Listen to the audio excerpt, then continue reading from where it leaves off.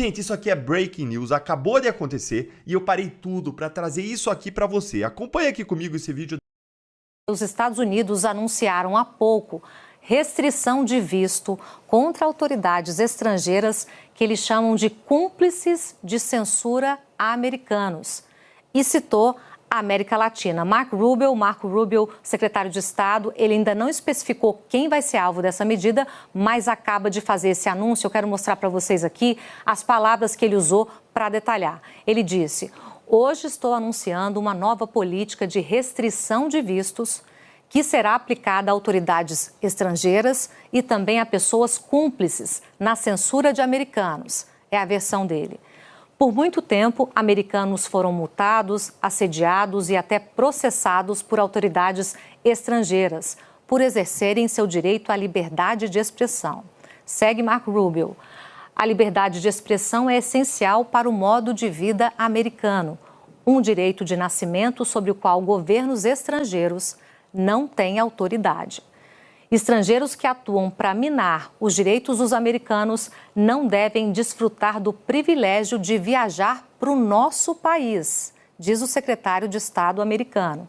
Seja na América Latina, na Europa ou em qualquer outro lugar, os dias de tratamento passivo para aqueles que atentam contra os direitos dos americanos acabaram. Um anúncio bastante ríspido, bastante agressivo e que ainda tem um complemento, porque ele anunciou, gente, e também postou nas redes sociais. Ele disse: estrangeiros que trabalham para minar os direitos dos americanos não devem ter direito de viajar para o nosso país, como ele falou aqui nesse termo. O que é importante a gente olhar, tanto é que a manchete do G1 é a capa, porque esse assunto vai repercutir muito e porque tem um contexto importante aqui.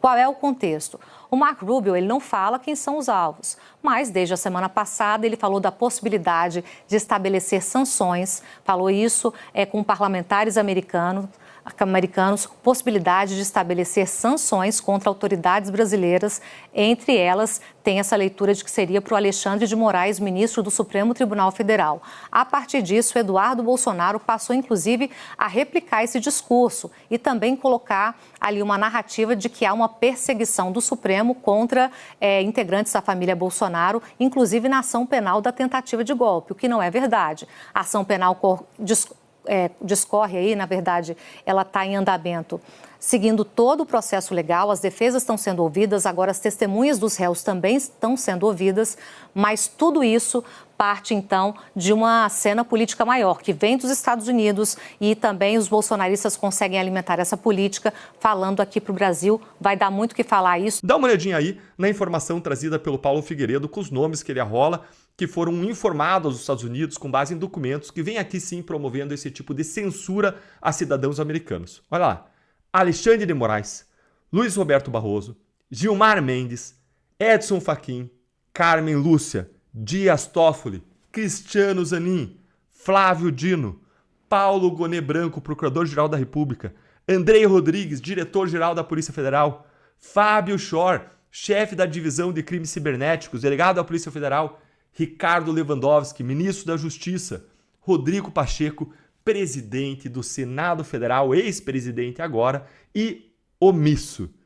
Pela nova diretriz do governo americano, esses indivíduos e seus familiares diretos, seus familiares, não só os ministros, seus familiares perdem o privilégio de entrada aos Estados Unidos da América. Mas agora vamos aos fatos mais importantes dessa semana. Eu tô muito preocupado com essa situação do Eduardo, sabe? Eu tô tendo até cautela para falar, porque eu não quero prejudicar o Eduardo e não quero alardar demais. Mas eu não duvido que já tenha um mandado de prisão em sigilo para ele. Eu não duvido. Então veja, não é problema para essa atual PF, para esse atual PGR, para esse atual STF, punir alguém sem um crime. Crime é um fato que se adequa perfeitamente à norma. Veja, passar um batom e uma estátua não se adequa perfeitamente à norma de golpe de Estado, mas para eles não importa, então eu não duvido que a finalidade dessa instauração de inquérito contra Eduardo seja puni-lo a pena de mais de 20 anos, para ou forçar que ele nunca mais volte para o Brasil, que ele fique no exílio, ou colocá-lo atrás das grades, tornando-o inelegível. Mas o que eu tenho dito, digo o seguinte a todo mundo. Gente, quando começou esse processo do golpe, eu falei para as pessoas: não se desesperem muito, porque o que existe no inquérito não se sustenta durante um processo quando a narrativa é falsa. Inquérito, como regra, é papel. E papel aceita tudo. Papel é uma testemunha de frente do delegado, uma sala fechada. A testemunha, muitas vezes sem advogado, porque é testemunha, não precisa estar com advogado. Não pode exercer o direito ao silêncio e é um delegado com a mão no teclado. E o delegado tem a interpretação da informação que a testemunha deu e ele passa para o papel. Nem sempre a interpretação do delegado reflete perfeitamente o sentido da palavra e da frase que a testemunha deu. Então, é muito comum que quando inicia a fase processual, a fase judicial, essa testemunha, o depoimento dela ter discrepâncias com o do inquérito. É muito comum haver diferenças entre os depoimentos. E na fase judicial, o depoimento é olho no olho. Aí é oral. É a fase da oralidade, não é mais papel. Aí a testemunha tem que sentar na frente de um juiz, na frente de um procurador da República, na frente de advogados e tem que falar. E aí não sai mais a mentira da boca. A mentira não se sustenta naquele momento, porque defesas qualificadas vêm fazendo perguntas e vêm cercando e vêm mostrando contradições e vêm cercando a ponto de que o juiz parcial, que está já com a sua decisão pronta e convencendo de culpa, ele começa a ameaçar a testemunha. O que você está dizendo aqui é diferente do inquérito. O juiz. Por quê? Porque aquilo que foi dito no inquérito, ele não pode utilizar para condenar. Ele precisa dessa audiência judicial. Prova. Gente, prova não é o que está no inquérito. O que ocorre no inquérito, tirando perícia, não é prova. O que ocorre no inquérito é só para fundamentar o início do processo. Prova é o que é produzido em contraditório judicial. E o que nós já temos em contraditório judicial são testemunhas dizendo que o Bolsonaro não queria golpe, que não existia minuta de golpe, que a ABIN, hoje, o superintendente da ABIN disse que informou o Ministério da Justiça que haveria vândalos. Então, eu digo para vocês, não jogue a toalha, porque esse castelo de areia está desmoronando. Está. Há defesas qualificadas nesse processo, ainda estamos no núcleo 1, né? Vai para o núcleo 2, eu estou no núcleo 3. Então, veja, ao final desse processo, não vai sobrar pedra sobre pedra, a ponto de não ter como condenar os acusados. Vai ficar feio, vai ficar vergonhoso demais condenar esses acusados. Por isso, Deltan, que eles estão colocando essas audiências em sigilo. Imagine se o Brasil estivesse vendo as testemunhas dizendo olho no olho, não ia ter golpe. O que eles iam fazer com isso? Veja que essas sessões que eles televisionaram foi um tiro no pé. Por exemplo, a sessão que eles televisionaram, que foi um showmício de recebimento da denúncia do Bolsonaro, foi um grande tiro no pé do STF. Por que foi um tiro no pé? Porque tinha lado da população que tinha certeza que não houve golpe e tinha um lado da população que estava esperançoso em ver provas. Então, até aquelas pessoas que estavam esperançosas com as provas, hoje sabem que não há prova. Porque quando televisionaram o primeiro voto do ministro Alexandre de Moraes, dizendo quais seriam as provas do golpe, foi um balde de água fria em todo mundo. Aqueles que estavam esperançosos em ver as provas, não viram provas. Então, aquela sessão televisionada colocou água na cerveja e no chope de todo mundo que queria ver provas de golpe. E fizeram o que agora? Fechar as audiências, ninguém pode acompanhar, porque essas testemunhas que no inquérito o papel dizia que elas acusaram Bolsonaro, estão agora olho no olho com o magistrado, dizendo que nunca acusaram Bolsonaro e que não houve tentativa do golpe. E agora? Agora é que vai chegar ao final desse processo, terão que forçar uma condenação. A questão que é, denunciar é crime. O que o Eduardo Bolsonaro está fazendo é crime. Porque se não é crime, como é que pode o STF instaurar um inquérito, uma investigação contra ele? Jeffrey, você com toda a tua experiência, teu conhecimento aí de direito criminal, tua atuação em processos, inquéritos, investigações, porque eu tenho minha opinião, vou me segurar aqui, fala você aí. O que o Eduardo Bolsonaro fez? Enquadra em algum crime descrito no Código Penal? Vamos lá.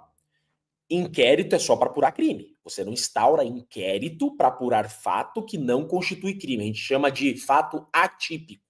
Por exemplo, traição, adultério. Adultério não é crime no Brasil. Você não pode instaurar o inquérito para apurar o adultério. Nossa, Jeff, você falou que a bola é redonda. Pois é. Denunciar a violação de uma lei não é crime. Por quê? Só é crime de denunciação caluniosa do Brasil quando você sabe que a pessoa é inocente. Então, eu sei que a pessoa é inocente e eu faço uma denúncia falsa, sabidamente que aquela pessoa é inocente e que aquele fato não é crime. Agora, se eu tenho dúvida se aquele fato constitui crime ou não, a denunciar é crime? Não. Se eu já tenho dúvida, aquele fato pode ser crime, pode não ser crime, eu vou denunciar. Também não constitui crime. E no Brasil existe uma proteção constitucional que se chama direito de petição. Todo agente público tem que respeitar de forma irrestrita a legislação. E todo cidadão pode denunciar um agente público por um direito de petição que viole a legislação, seja a legislação interna, seja tratados e convenções internacionais. Então, o que o Eduardo Bolsonaro está fazendo, ele está exercendo um direito constitucional de todo e qualquer cidadão denunciar agente público, que se chama direito de petição, por violações a legislações vigentes e que o Brasil aderiu e se comprometeu a cumprir. Então, Eduardo Bolsonaro não praticou nenhum crime. Pelo contrário, está exercendo um direito à cidadania. E se não é crime, por que o Supremo está fazendo isso? Diz aí, ainda que seja óbvio, diz aí pro pessoal por que o Supremo está instaurando um inquérito contra o Eduardo Bolsonaro, se o próprio Supremo e o próprio PGR tinham falado há pouco tempo atrás que não tinha nada de crime, arquivaram a petição do PT pedindo para prender ele, para prender o passaporte, eles arquivaram. Eles disseram assim, olha, não tem nada aqui, há pouco tempo. E aí agora, por que agora eles estão instaurando inquérito? Conta aí pro pessoal. A maldade está desenhada, o veneno está desenhado. O que acontece? Eles viram que a forma... Vamos mostrar o sistema. Né? O PT vem construindo um STF desde sempre. Por quê? O Lula, e ele falou isso, tá? O Lula de 80, ele falou isso. A melhor forma de você governar um país é através do poder judiciário, porque a caneta do STF ninguém tem como questionar. Então o que você faz? Você aparelha o STF. Então hoje... O PT cumpriu uma missão, cumpriu uma estratégia. O PT acertou. A estratégia do Lula deu certo. Ele fez um STF.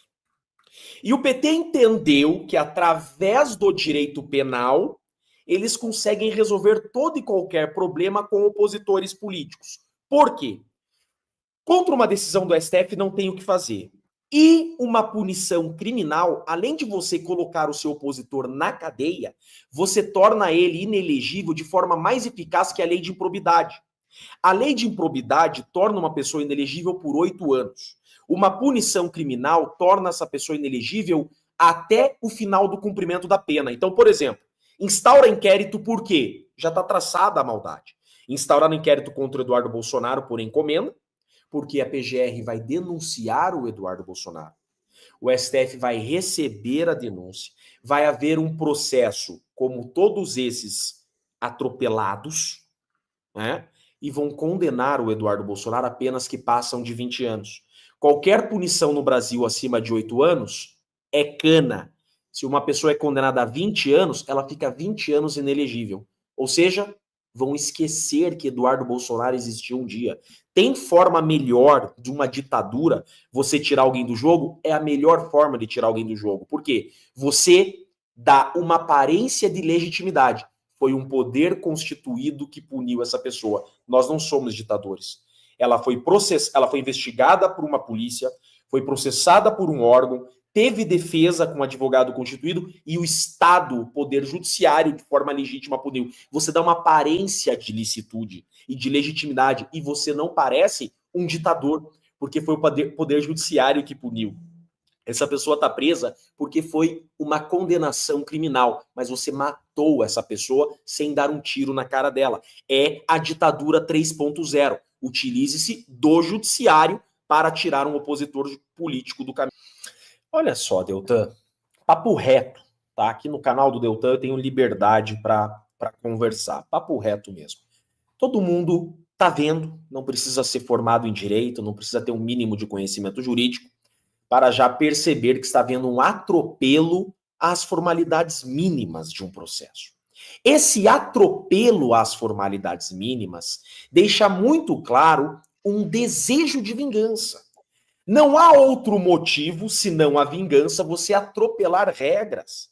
Veja, o STF mudou regras pacíficas de décadas para perseguir esses opositores políticos. Primeiro, né, parlamentares com prerrogativa de foro eram julgados no pleno e não na primeira turma. Em 2023, mudaram o regimento para jogar para a primeira turma. Em 2023. Veja, ex-mandatário não tinha prerrogativa de foro desde 2005. Em 2018, um julgamento que pacificou em definitivo essa questão.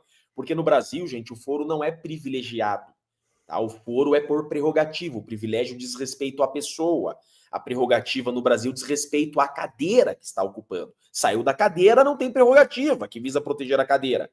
Um dia antes da PGR apresentar parecer nas respostas à acusação, o STF pega um caso concreto que estava lá jogado no canto e dá efeito erga omnes para esse caso. E muda esse entendimento de 2005, colocando prerrogativa de foro a ex-presidente.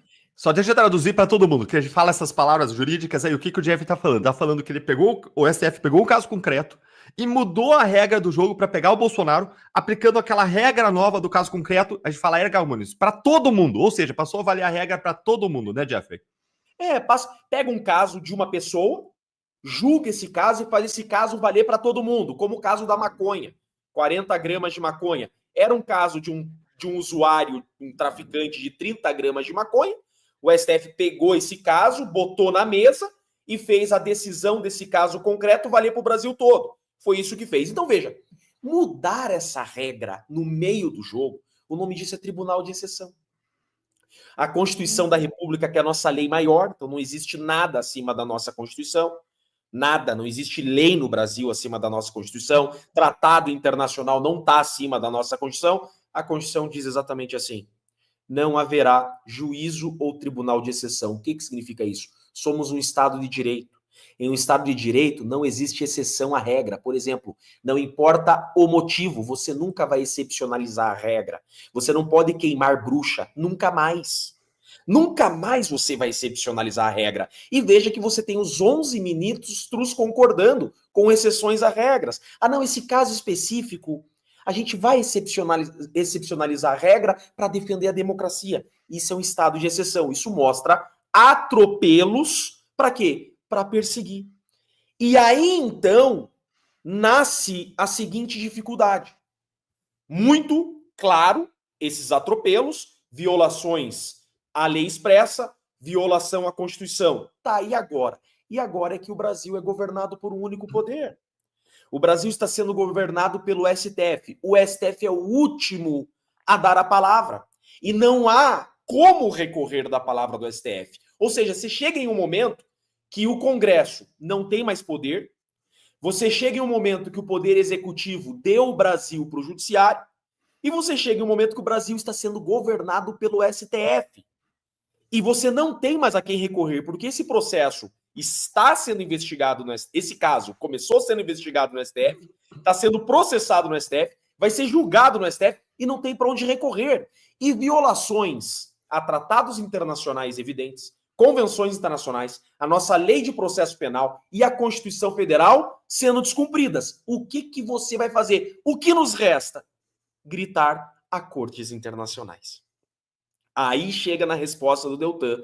Por que o Eduardo Bolsonaro está gritando para o mundo, está denunciando esses abusos? Porque o Brasil se tornou um tribunal de exceção e está havendo violações, inclusive, além da nossa lei interna, está havendo violações a tratados e convenções internacionais que o Brasil se comprometeu a cumprir. Então, todas essas denúncias que Eduardo Bolsonaro faz para o mundo não é pedindo socorro para que os Estados Unidos intervenham na nossa legislação. Não. O socorro é Estados Unidos, mundo.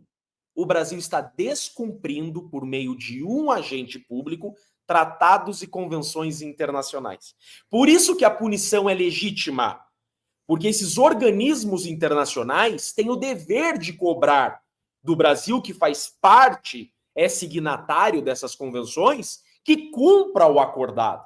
Ou saia da convenção, vire Rússia, vire China de uma vez. Então, esses organismos internacionais, eles vêm para o Brasil e falam: Brasil, vocês vão cumprir os acordos internacionais ou vocês vão se desvencilhar e daí serão a ditadura que vocês querem ser? Esse é o ponto. Eu acho que foi essa a sua pergunta, né, Deltan? Se é legítimo começar a pedir punição do Moraes. Super legítimo. Violações a direitos humanos, deve haver uma interferência de organizações internacionais que o Brasil é membro. O Brasil é membro desses organismos internacionais. Então é super legítimo que ele seja punido por esses organismos. Sim, você tem toda a razão. E não só o Brasil é parte aí da Comissão Interamericana, da Corte Interamericana de Direitos Humanos, veio para cá o Pedro Vaca, mas vários países prevêem a punição para quem viola sucessivamente, repetidamente, direitos humanos. E o que o Alexandre de Moraes está fazendo? É violar direito de defesa. E a gente mencionou aqui poucos exemplos e muitos, né, Jeffrey? Tem prisões por mais de anos sem acusação criminal, falta de acesso a autos. Hã? Você tem quantos anos? Eu tenho 45. 45. O Deltan, gente, deixa eu contar uma coisa para vocês. O Deltan, ele tinha na sala da casa dele uma estante gigantesca daquelas Barça, com número romano. Você não tinha, Deltan? Tinha. Ele estava pela Barça? Na minha infância tinha. Isso. Se formos fazer um livro das ilegalidades do STF, vai dar igual aquelas Barça na parede, com número romano. Vai ser livro com número romano na parede. É mais ou menos isso. E vai faltar papel, viu? Vai faltar papel. Exatamente. Então, a gente está falando aqui de alguns exemplos, e tem uma série de violações à liberdade de expressão, e está previsto lá, não só nos Estados Unidos, em outros países também, a possibilidade de você punir agentes de Estado de alto escalão que praticam sucessivas violações de direitos humanos. Nesse caso, como você vê esse contra-ataque dos ministros com medo da punição dos Estados Unidos? Esse inquérito contra o Eduardo, ele é devido? Existe alguma justificativa racional? Existe algum crime praticado por Eduardo? Ou é uma forma de vingança, de retaliação para tentar obstar essas punições que vêm dos Estados Unidos? E mais, Bolsonaro pode ser preso em julho? Conta aí pra gente. Deltan, sabe o que eu lembrei? Eu lembrei do Zanin na Lava Jato. Ele falava: é absurdo! Esses recursos do TRF são julgados em velocidade meteórica. Lembra? Mas vamos lembrar uma coisa? Que ele teve TRF, ele teve STJ, ele teve STF que manteve a prisão do cliente dele. Hoje, o Bolsonaro tem algum recurso? Eu, com meu cliente militar, temos algum recurso? Nós não temos nenhum recurso, zero. Já ouviram falar do recurso de apelação? Pergunto pro chat. Qualquer cidadão do Brasil tem o direito a um recurso chamado de apelação. Você é condenado, você faz o quê? Apela. Pois é, o Bolsonaro não terá recurso de apelação. O Lula teve. Me falta ar, mas vamos começar a construir aqui a sua pergunta. Veja só, muita gente está dizendo, né, eu vejo muito esquerdopata, muito petralha, falando violação à soberania. Pera lá, os Estados Unidos está vindo punir alguém dentro do Brasil? Os Estados Unidos está respeitando a soberania nacional. Veja que é o Brasil que está se colocando em uma situação de conflito diplomático com os Estados Unidos. Faça um retrospecto. O Trump, Donald Trump, ele se torna novamente presidente dos Estados Unidos e ele, no CPF Donald Trump, ele processa o Alexandre de Moraes, CPF Alexandre de Moraes. Por quê? Vocês entenderam por que CPF para CPF? Para respeitar a soberania entre os países. O Donald Trump podia ter utilizado a máquina, veja, é o país mais poderoso do mundo. Ele poderia ter utilizado toda a máquina dele contra um CPF no Brasil ou contra o próprio Brasil, porque se os Estados Unidos quiser acabar economicamente com o Brasil, ele estrala o dedo, o Brasil vira Cuba. Mas ele respeitou a soberania do Brasil e ele vai no CPF. A juíza dá a seguinte decisão, isso foi muito legal, ela fala assim: Donald Trump, peço desculpa. Então veja, ele CPF, ele entrou no primeiro grau, justiça comum, né? Ele não usou o poder dele de presidente. E a juíza diz assim: Donald Trump, Eu vou negar a tua liminar porque o pedido que você está me fazendo, ele não existe. Você está me pedindo para não cumprir ordem de um juiz do Brasil, mas você já não precisa cumprir ordem de um juiz do Brasil. Eu não vou te dar liminar porque o seu pedido não faz sentido. Não cumpra a ordem desse juiz. E aí começa. E aí, então, os Estados Unidos, que é membro de organismos internacionais, ele começa a visualizar com denúncias não só de brasileiros, com denúncias de parlamentares americanos, vamos deixar claro. Senador americano começa a denunciar violações a direitos humanos no Brasil. Deputados americanos começam a denunciar violações a direitos humanos ocorridos no Brasil. Os Estados Unidos veem, então, e aplicam as leis deles contra violadores de direitos humanos de outros países. Então, os Estados Unidos têm sua própria soberania. Nós temos que respeitar a soberania dos Estados Unidos em decidir quem punir ou não segundo a lei deles. Eles, Estados Unidos, não têm culpa de serem a maior economia do mundo e todas as instituições financeiras quererem atuar nos Estados Unidos. Os Estados Unidos têm uma lei própria que o Congresso Nacional deles editou, que diz o seguinte, que se eles punirem alguém, segundo essa lei deles, a instituição financeira que quiser atuar em território americano terá que respeitar a punição e essa pessoa não poderá fazer parte dessa instituição financeira. Pois é, essas instituições financeiras são Mastercard, Visa. Então não é que o Donald Trump, que os Estados Unidos vai punir o Alexandre de Moraes no Brasil. Não, é que os Estados Unidos é o dono do mundo. E você ser punido na legislação americana hoje te isola do mundo, como Cuba está isolada. Cuba está isolada do mundo porque ela está punida também pela lei dos Estados Unidos. Então, uma sanção americana, uma sanção do dono do mundo, traz consequências, por óbvio. Mas essa punição é na aplicação da lei americana. Os Estados Unidos decide para quem que ele dá visto, para quem não dá. Então, veja, não é porque é o ministro da Suprema Corte no Brasil que tem que ter visto nos Estados Unidos. Não, eu não quero você aqui. Respeite a soberania dos Estados Unidos. Os Estados Unidos não querem ir lá. Pronto, pode decidir. Né? Os Estados Unidos quer aplicar a lei dele, de não ter aquela pessoa nas suas instituições financeiras fazendo negócio com os Estados Unidos. É um direito dos Estados Unidos. Então não faz sentido nenhum dizer que está havendo uma violação da soberania nacional. Primeiro, não é o Brasil que está sob ataque, é um CPF. Esse é o primeiro ponto, né? Agora, outra situação. O Brasil está se colocando numa situação diplomática. A AGU está fugindo da sua finalidade. A AGU, a Advocacia Geral da União, tem a finalidade primeira de proteger o erário público. Proteger o erário público. Veja, a própria AGU está colocando o erário público a risco. Defendendo Lula, defendendo o CPF Janja, defendendo o CPF Alexandre de Moraes. Então, o Brasil está utilizando do Estado para proteger CPFs, para que leis internacionais não sejam aplicadas. O Brasil não quer que os Estados Unidos aplique a lei deles. Faz sentido isso? Os Estados Unidos não está pedindo para o Brasil não aplicar nossas leis. Não tem uma determinação dos Estados Unidos. Brasil, não aplique o Código de Processo Penal. Nós estamos fazendo isso. Nós estamos dizendo por meio da AGU, do Itamaraty, Estados Unidos, não aplique no seu território a sua lei Magnitsky. Gente, que loucura é essa? Nós estamos tentando invadir a soberania dos Estados Unidos. Essa é a verdade. Agora, Eduardo Bolsonaro, veja as falas dele. Ele ataca exclusivamente violações a direitos humanos. Ele está dizendo que o povo brasileiro está sofrendo violações a direitos humanos. Gente, cercear a liberdade, cercear pensamento, cercear opiniões, palavras e votos é também violação a direitos humanos. Eu tenho o direito de pensar, eu tenho o direito de me expressar.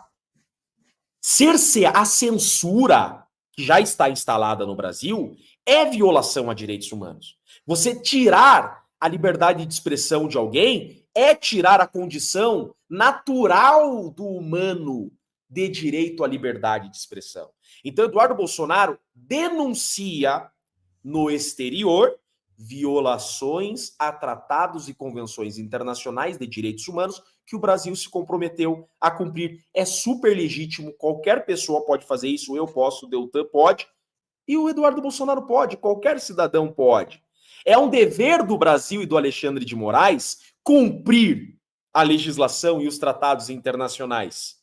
Então, exigir que um agente público, esse é o ponto. Até a repórter me falou lá na frente do STF, Deltan, Dr. Cecchini, o senhor fez acusações pessoais ao Shor? Ela falou, né? Eu falei, como que é? Um advogado de beca na tribuna do STF exigindo que um agente público respeite a lei é pessoal? É disso que se trata. Então hoje, olha que situação.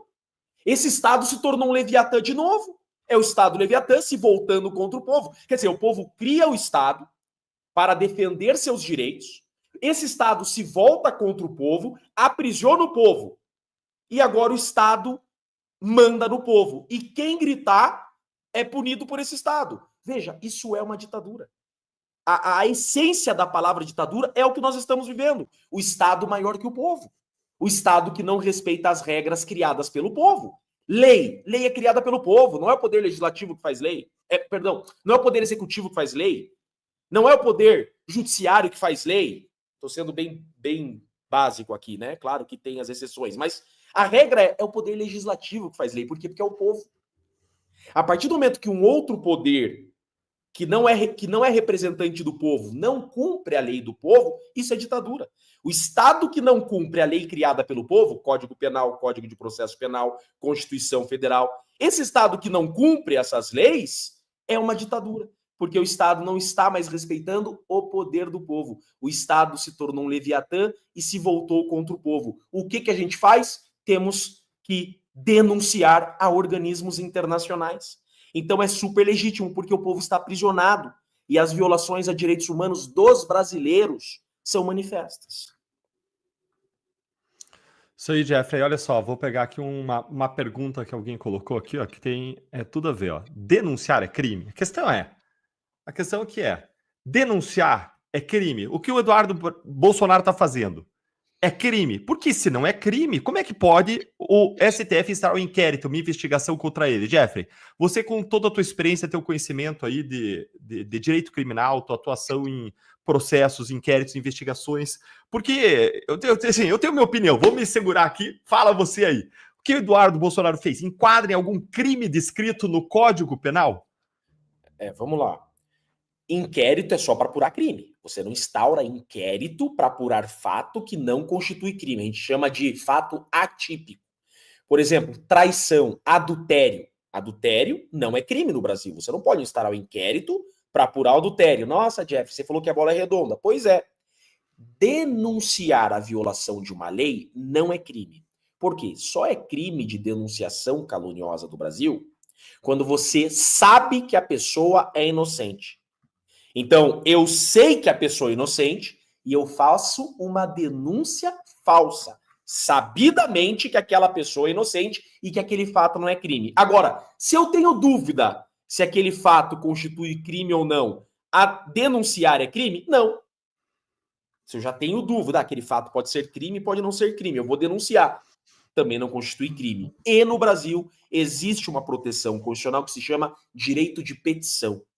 Todo agente público tem que respeitar de forma irrestrita a legislação.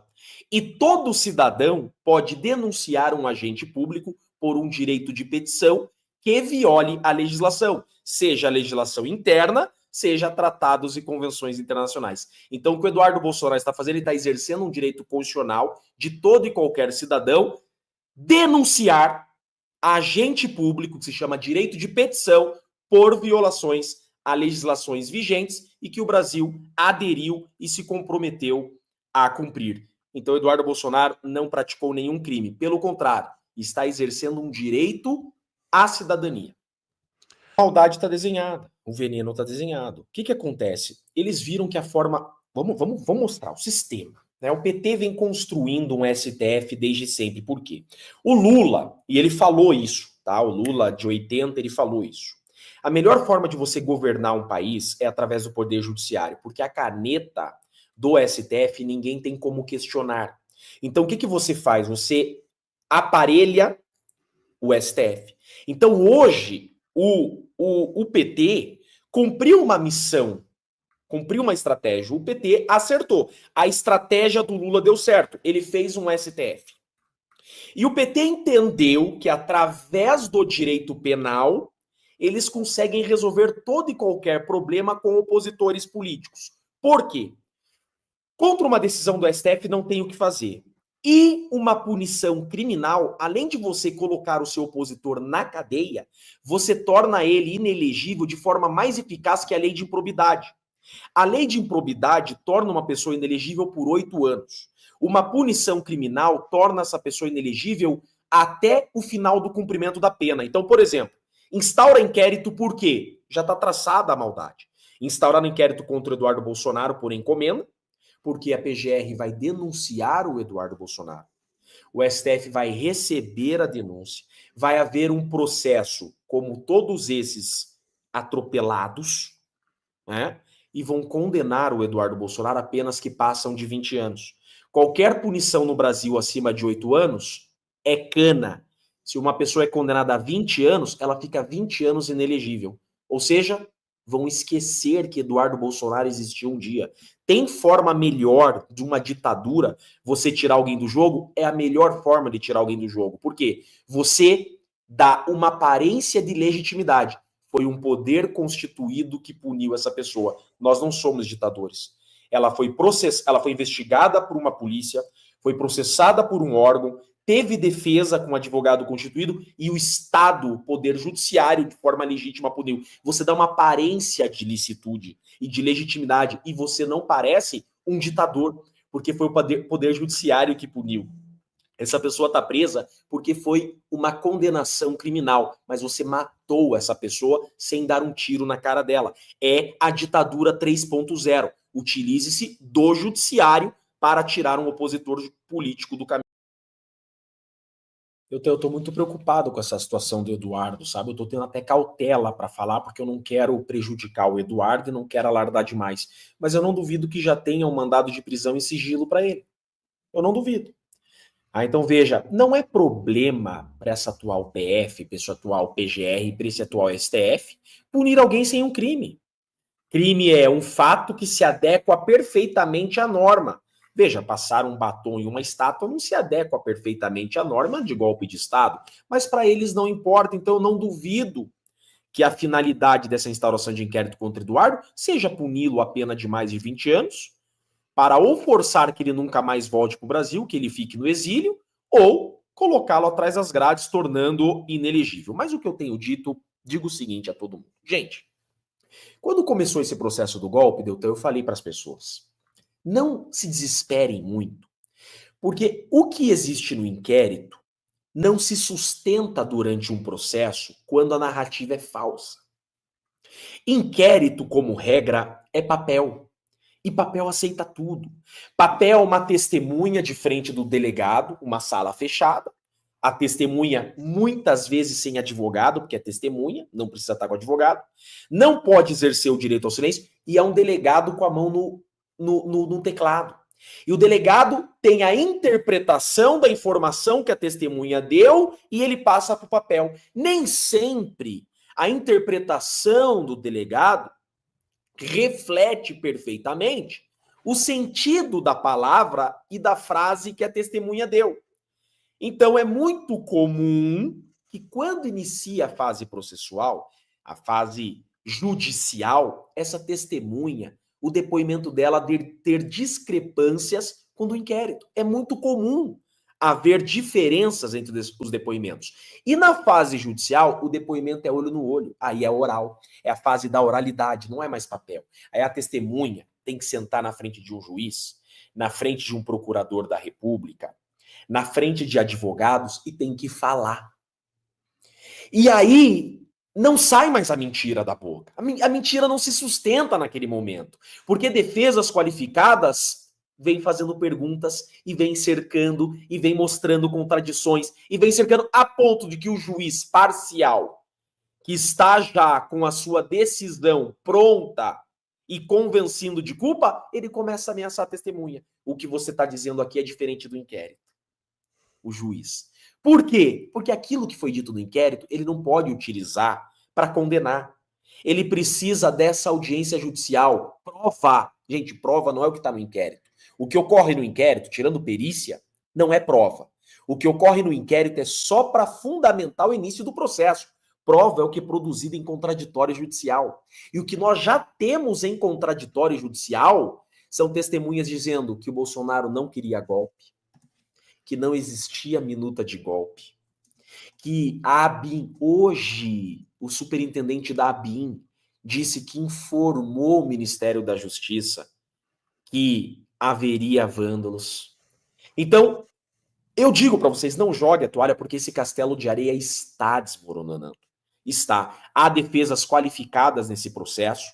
Ainda estamos no núcleo 1, né? Vai para o núcleo 2, eu estou no núcleo 3. Então, veja, ao final desse processo, não vai sobrar pedra sobre pedra, a ponto de não ter como condenar os acusados. Vai ficar feio, vai ficar vergonhoso demais condenar esses acusados. Por isso, Deltan, que eles estão colocando essas audiências em sigilo.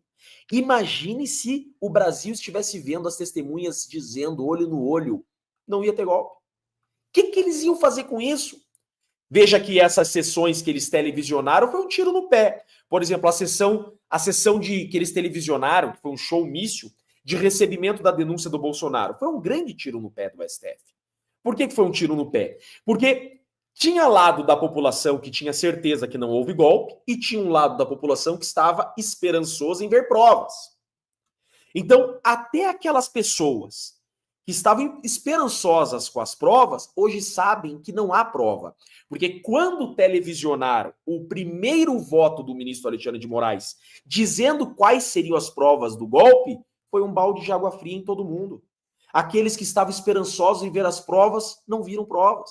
Então, aquela sessão televisionada colocou água na cerveja e no chope de todo mundo que queria ver provas de golpe. E fizeram o que agora? Fechar as audiências, ninguém pode acompanhar, porque essas testemunhas que no inquérito o papel dizia que elas acusaram Bolsonaro, estão agora olho no olho com o magistrado, dizendo que nunca acusaram o Bolsonaro e que não houve tentativa do golpe. E agora? Agora é que vai chegar ao final desse processo, terão que forçar uma condenação. Esse caso termina em julho, eu vejo como impossível. Isso, a prisão, né? Para quem não estava aqui, a prisão. Saiu na imprensa que Bolsonaro vai ser preso em julho. Isso faz parte dessa reação desesperada do STF querendo frear Eduardo Bolsonaro. E aí saiu na imprensa que vão prender o pai, o Jair Bolsonaro, vão condenar e prender até julho. Mas é possível? Tem um monte de fases do processo. É possível isso, Jeffrey? Ou é mais uma bravata para querer frear? Sendo uma prisão preventiva é possível, porque ela pode ser a qualquer momento. Agora, uma prisão pena, que é uma prisão que decorre de uma condenação, é impossível. Mas veja, eles são tão ardilosos, eles criaram o tabuleiro e eles mexem o tabuleiro. O que eles fizeram? Eles não estão intimando nem as testemunhas da defesa. Então, as defesas só estão tendo como testemunhas de defesa pessoas que estão se comprometendo a ir na audiência. Então, veja, o juiz intima as testemunhas da acusação, mas não intima as testemunhas da defesa. Por que isso? O processo dá uma enxugada. Você não consegue... Eu, por exemplo, eu arrolei o G. Dias como testemunha de defesa. O juiz não vai intimar o G. Dias e eu não consigo levar o G. Dias pela mãozinha. Ou seja, o G. Dias não vai. Que absurdo. Então essa é uma forma do processo terminar mais rápido. Porém, existe uma possibilidade de terminar em julho, existe, desde que a condenação seja unânime. Então, havendo qualquer divergência, porque esse caso está na primeira turma, havendo divergência entre os 5 ministros em qualquer vírgula, nasce para as defesas a possibilidade de fazer um recurso para o pleno. E aí, no pleno, com um quórum estendido de 11 ministros, não tem como terminar em junho. Ou julho, né? Julho. Então, o relator tem que ter a certeza que a sentença da primeira turma vai ser unânime, da primeira linha à última, e não vai ter divergência nem na pena. Porque daí sim, transita em julgado ali e acabou. Porque qualquer divergência, esse caso vai para o pleno, e no pleno você tem o André Mendonça, por exemplo, que se pedir vista, já fica 90 dias com o caso. já joga água na cerveja. Então eu não acredito que vai ser em julho. Agora, não duvido nada de ditador, né? E já estão falando em prisão preventiva do presidente Bolsonaro por estar financiando o Eduardo contra o Brasil. Jeff, detona isso aí, por favor. Vamos tirar esse absurdo aí da tela, destruindo esse absurdo. Conta aí. Eu já vi financiamento ao tráfico, eu já vi financiamento à prostituição, ao tráfico de armas, mas nunca vi financiamento a denunciar ditadores. Nunca vi o crime de financiar cidadão que denuncia ditador. Essa é nova para mim. Gente, não existe crime no Código Penal de financiar o filho no estrangeiro, tá? Então vamos lá. Primeiro, eles têm que provar, tá? Eles têm que tipificar as condutas do Eduardo em algum crime. Eu afirmo para vocês. O Deltan aqui, que é um dos maiores juristas do Brasil, diz também que não é crime estar no estrangeiro denunciando violações a direitos humanos. Se o Eduardo não está praticando crime, quem o financia não tem como estar praticando crime. Então veja, eventualmente esteja havendo um auxílio financeiro para o filho morar fora. Isso não é crime, isso daqui é absurdo. E prisão preventiva depende de crime, né? Uma pessoa tem que praticar crime para ser presa preventivamente. Agora, eu não duvido nada disso.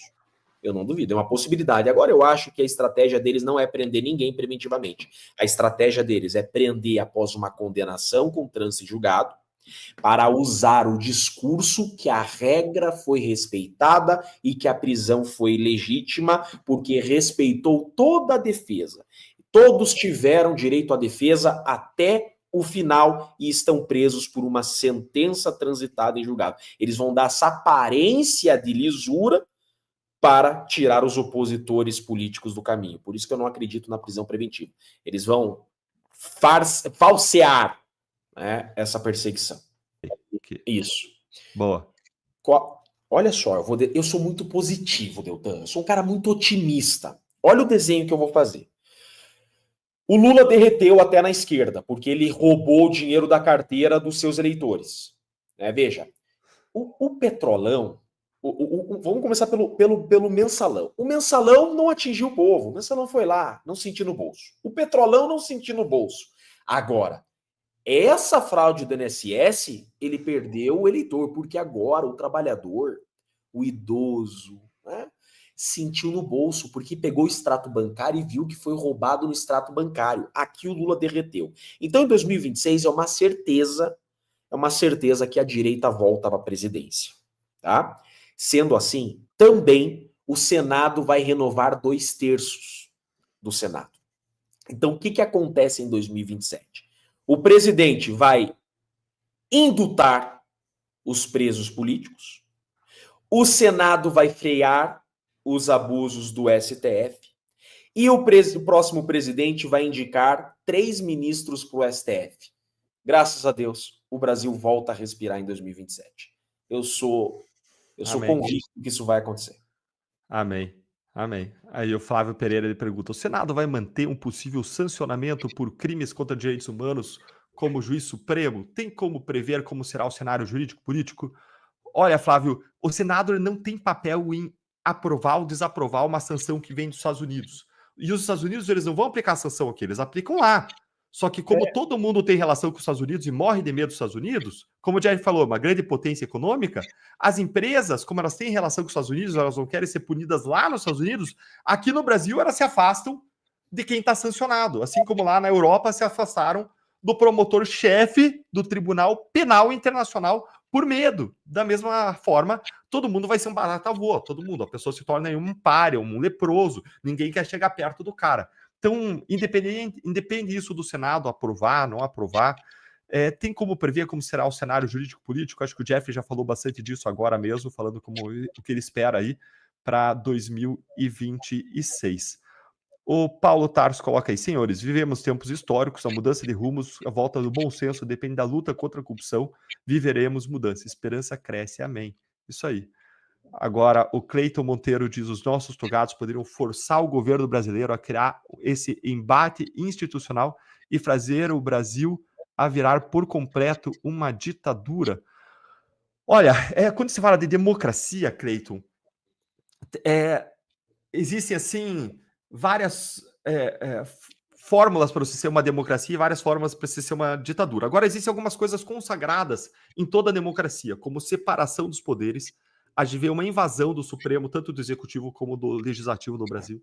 A gente vê um respeito a direitos fundamentais, que a gente vê uma violação sequencial no Brasil. E nas democracias ainda tem uma característica muito forte e marcante, além das eleições periódicas, que é o respeito ao Estado de Direito, Império da Lei, que a gente vê aqui sendo detonado pelo Supremo Tribunal Federal.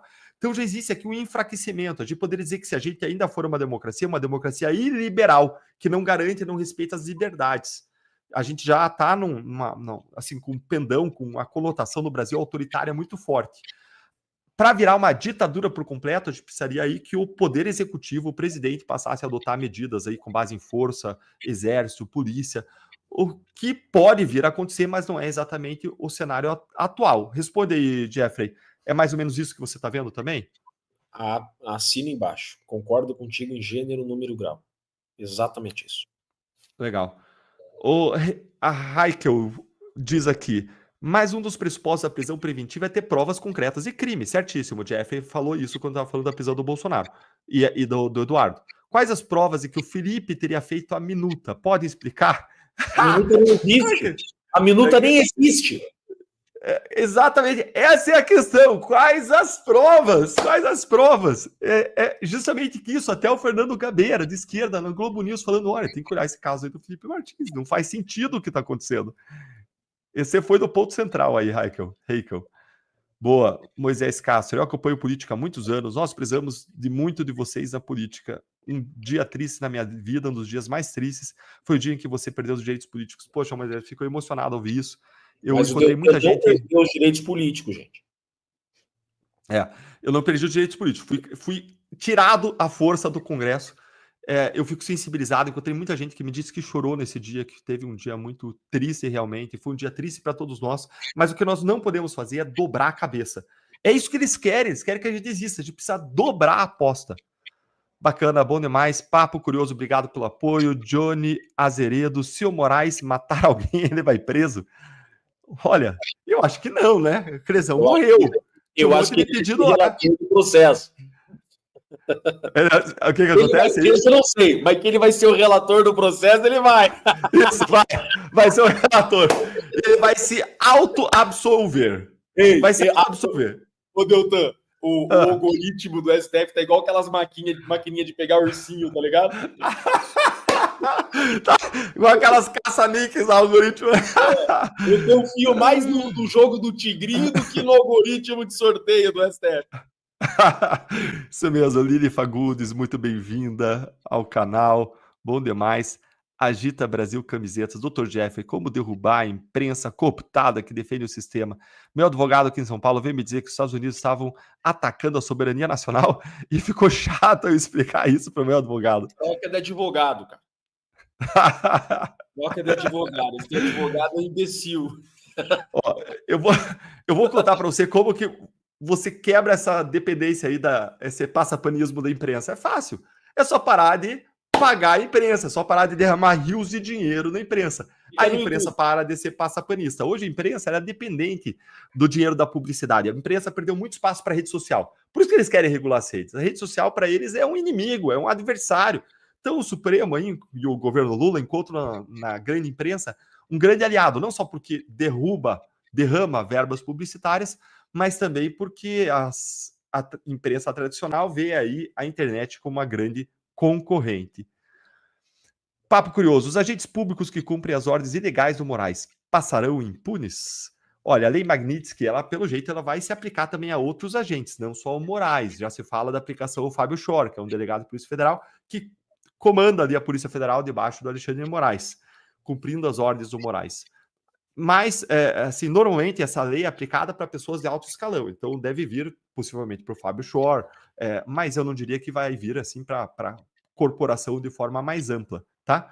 Essa é a minha impressão aí. Jeff, fica à vontade aí para comentar. É isso mesmo.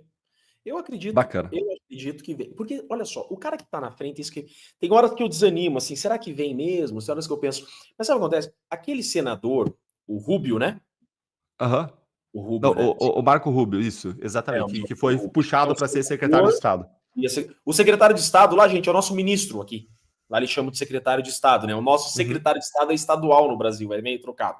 Né? Lá o ministro deles é o secretário de Estado. Marco Rubio, que ele é um senador, ele é cubano, a sua origem, e ele é eleito sempre com pautas. A principal pauta dele é combater ditadores na América Latina. Ele é um cara que defende muito direitos humanos. Ele é muito. Então, é missão de vida dele combater ditadores na América Latina. É missão de vida dele combater o Foro de São Paulo. Veja, ele tem a origem de um país que foi desgraçado por uma ditadura socialista, por uma ditadura comunista, né? Então é missão de vida. Por isso que eu acredito que as sanções virão, porque vai partir desse cara. E ele tem como missão de vida sancionar ditadores. Uhum. Legal. Bom demais. Deixa eu ver se eu consigo jogar na tela aqui. Ó. Não consigo jogar na tela por alguma razão. O Agamenon ele coloca aqui: é possível que essa lei Magnitsky responsabilize pessoas jurídicas? Se for, seria possível aplicá-la a partidos políticos? Olha, Agamenon, eu não vi nenhuma previsão da lei para aplicar a pessoas jurídicas, tá? Eu vi pessoas físicas, eu desconheço isso. Eu li a lei ontem, mas eu não prestei atenção nesse detalhe. Me deu a Mas impressão que era curiosa a pessoa questão, física. hein? Curiosa a dúvida. Gostei da É. dúvida. Vale a Boa, olha, eu pesquisa. vou rever isso aí para poder contar para vocês depois. O Johnny Azeredo coloca: se o Moraes matar alguém, ele vai preso. Essa a gente já viu. Pessoal, bom, já prendemos o Jeffrey aqui por bastante tempo. Jeffrey, obrigado demais por sua disponibilidade, pelo seu tempo, mas mais do que isso, obrigado pelo que você está fazendo pelo nosso país. Não só eu, mas todo mundo aqui, todo mundo agradeceu você demais aqui nos comentários. Foram só elogios. Obrigado, então, pelo que você tem feito em defesa das liberdades, em defesa do nosso país, em defesa da nossa pátria, o que você faz lá na sua função como advogado, o que você faz como cidadão, o que você faz como cristão também de joelhos dobrados. É uma honra para mim estar aqui com você, estar compartilhando esse tempo aqui com você, com todo esse público que está nos assistindo agora, só aí no YouTube e no X, mais de 16.400 pessoas. Pessoal, obrigado por todo mundo que está aqui conosco. Jeff, suas palavras finais, um abraço para você, muito obrigado, querido. Eu quero agradecer o carinho de todo mundo. Eu tenho recebido muitas mensagens, não estou conseguindo responder, mas só quero dizer para vocês que eu não estou fazendo mais que a minha obrigação. É uma pena que sejam poucos os advogados que entendam que a advocacia também é defender a sociedade. O advogado não é advogado só das suas causas, mas ele é também um escudo do cidadão contra o Estado totalitário. Veja que o advogado, ele é o único ator do sistema de justiça que não é agente público. Isso tem um motivo. Porque ele tem que ser um escudo da sociedade, do cidadão comum, quando o Estado quiser se voltar contra o cidadão. Então é dever do advogado, além de defender seu cliente, defender também a sociedade, defender principalmente o Brasil, e é o que eu tenho feito, é minha obrigação. Eu me comprometi a defender a justiça, e essa é minha missão de vida, e podem contar comigo nessa luta. Nós não vamos perder o nosso Brasil para o totalitarismo. Enquanto eu puder lutar, estaremos juntos nessa luta. Deltan, eu é que tenho orgulho de estar aqui, sou um grande admirador do seu trabalho, você é um exemplo de resiliência, você é o maior nome do Brasil na defesa da justiça e do correto. Você é, para mim, o maior exemplo de agente público probo e defensor da justiça. Eu tenho muito orgulho da pessoa que você é, do agente público que você foi e principalmente do cidadão que você é. Você nos enche de orgulho, você é um exemplo para a nossa nação, você com toda certeza é um orgulho para os brasileiros. A honra é toda minha estar aqui com você e agradeço esse chat maravilhoso. Meu irmão, juntos nós somos com certeza mais fortes. É aquilo que a Bíblia diz, né? Um cordão de 2 dobras, ele é muito mais forte do que um cordão de uma dobra só. Então, conte sempre comigo, meu irmão. Excelente, Jeff. Olha, eu fico emocionado ao ouvir você e é exatamente o que você disse. É nós juntos, é nós dois juntos, é nós com essa comunidade de guerreiros aqui juntos, nós todos juntos. Pessoal, não deixe de seguir o Jeff Echechini. 2 pedidos finais. Seguir o Jeff Echechini, bota aí de novo, produção aí, ó, @Jeff Echechini. Segundo pedido, se inscrevam aí na aula magna dele agora dessa quinta-feira à noite. Vai estar aqui na descrição aqui. Encerra aqui, já se inscreve e vou fechar aqui exibindo o comentário do Política para Leigos, que diz: só para vir aqui mesmo é elogiar aquela impecável sustentação oral do advogado Jeff no STF. Eu queria encerrar mais uma vez dando parabéns por isso, viu, Jeff? Um grande abraço a todos, uma excelente noite e uma semana abençoada. Gente, se eu e o Deltan ainda não desistimos do Brasil, vocês não podem desistir. Tamo junto até quinta-feira. Tamo junto. Isso aí, show.